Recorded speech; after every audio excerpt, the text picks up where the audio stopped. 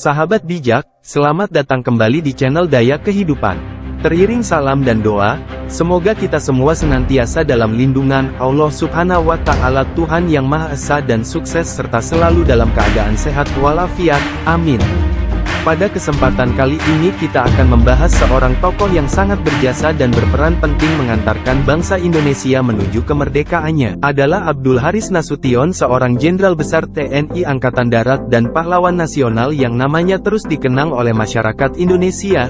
Semasa hidupnya, Abdul Haris Nasution banyak memberikan kontribusi bagi bangsa Indonesia ataupun bagi institusi militer. Dikutip dari berbagai sumber, Nasution memiliki nama lengkap Abdul Haris Nasution. Beliau lahir di Hutapungkut, Kecamatan Kota Nopan, Tapanuli Selatan, pada tanggal 3 Desember tahun 1918. Ia anak kedua dari pasangan Haji Abdul Halim Nasution dan Hajah Zahara Lubis. Masa kecilnya Nasution akrab dipanggil Siris, dan dikenal sebagai penggemar panjat pohon yang tinggi. Sejak kecil Riz atau Nasution rajin membaca buku-buku cerita yang berkaitan dengan sejarah-sejarah perang dan tertarik pada cerita kepahlawanan Nabi Muhammad SAW yang dikenal sebagai ahli dalam strategi perang. Pada tahun 1925, usia 7 tahun, ketika memasuki usia sekolah, Abdul Haris Nasution memasuki sekolah di pendidikan dasar HIS, Hollandse Inlandse School, atau setara dengan sekolah dasar di Katanopan, yang kira-kira berjarak 6 km dari kampung Hutapungkut. Pada tahun 1932, usia 14 tahun, Abdul Haris Nasution menamatkan HIS kemudian diterima menjadi siswa di sekolah HIK, Hollandse Indische Quick School, yaitu sekolah guru di Bukit Tinggi. Pada tahun 1935, usia 17 tahun, Abdul Haris Nasution berangkat ke Bandung untuk menamatkan sekolah guru. Di sana ia satu kelas dengan siswa-siswa sekolah guru di seluruh Hindia Belanda yang dibubarkan. Meskipun Abdul Haris Nasution bercita-cita menjadi tentara tetapi juga ingin menjadi guru. Di Bengkulu tahun 1938, usia 20 tahun, Abdul Haris Nasution menetap hanya hitungan bulan. Pada tahun 1939, usia 21 tahun, ia pindah ke Tanjung Praja dekat Palembang. Di situ ia kembali mengajar dan minatnya terhadap politik dan bidang kemiliteran semakin menjadi-jadi. Tahun 1940, usia 22 tahun, ketika Belanda membuka sekolah perwira cadangan bagi pemuda-pemuda Indonesia yang dikenal dengan Corps Opleiding Reserve Officieren, CORO, dengan syarat utama adalah mempunyai ijazah HBS atau AMS. Karena Nasution pernah menempuh pendidikan AMS maka ia pun mengikuti seleksi pendidikan CORO di Palembang. Setelah melalui tahapan seleksi, Nasution dinyatakan lulus. Saat bala tentara Jepang menduduki Hindia Belanda tahun 1942, Nasution berusia 24 tahun, Abdul Haris Nasution kembali ke Bandung.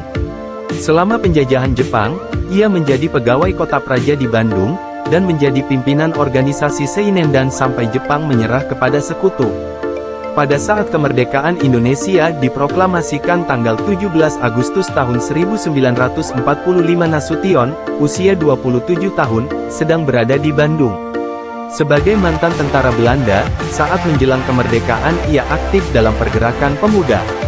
Naluri militernya menghendaki agar segera dibentuk badan ketentaraan yang resmi untuk menjadi tulang punggung pertahanan dan keamanan.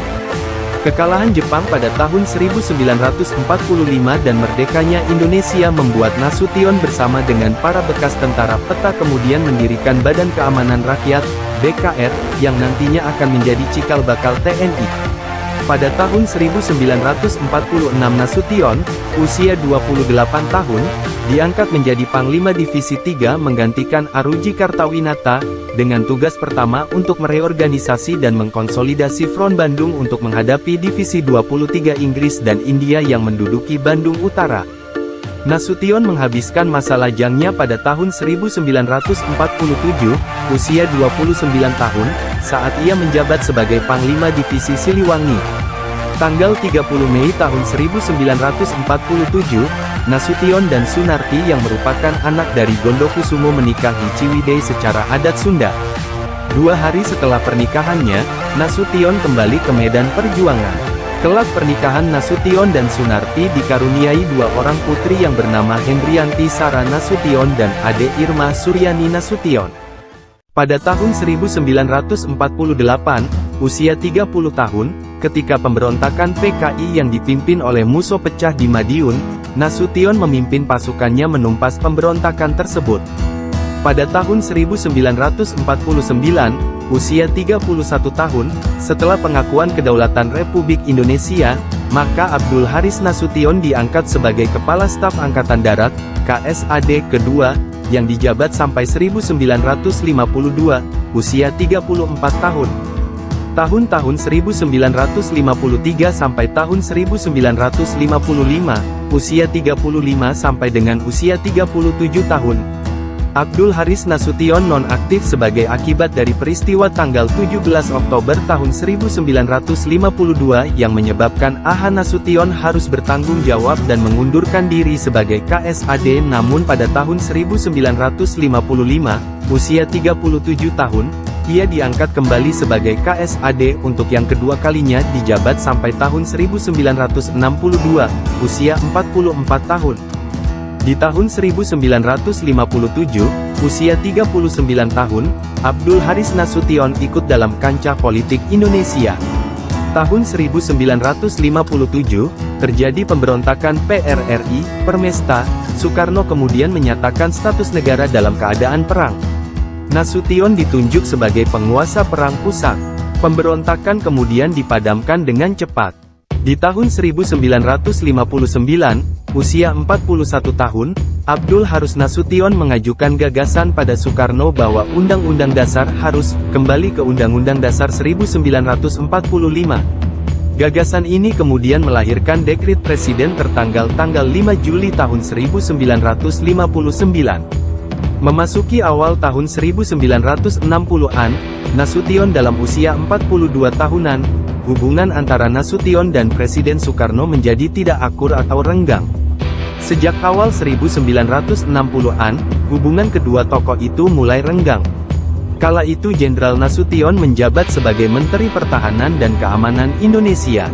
Setahun kemudian 1963, usia 45 tahun, Nasution menjadi anggota Musyawarah Pembantu Pemimpin Revolusi, anggota Dewan Pengawas Kantor Berita, antara, anggota Panitia Peninjau Kembali Depernas, dan Penasehat Agung Majelis Mahasiswa Indonesia.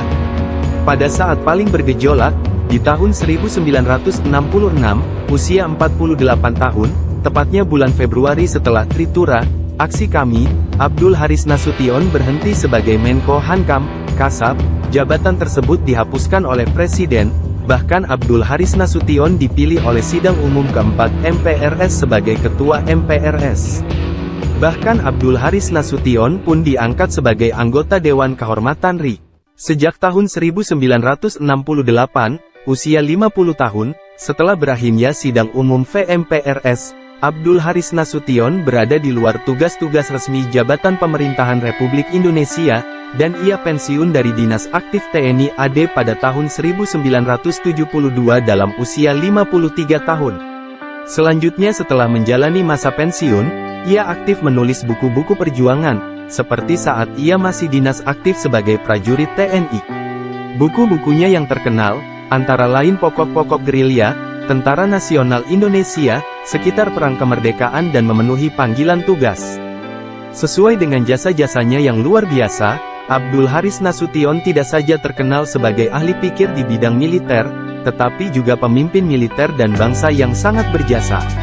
Karenanya pemerintah RI menganggap layak menganugerahi pangkat kehormatan Jenderal Besar TNI kepada Jenderal Purnawirawan Abdul Haris Nasution pada tahun 1997, usia 79 tahun.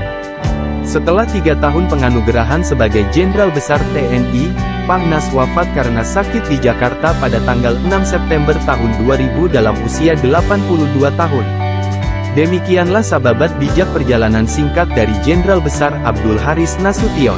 Semoga bisa memberikan manfaat. Terima kasih.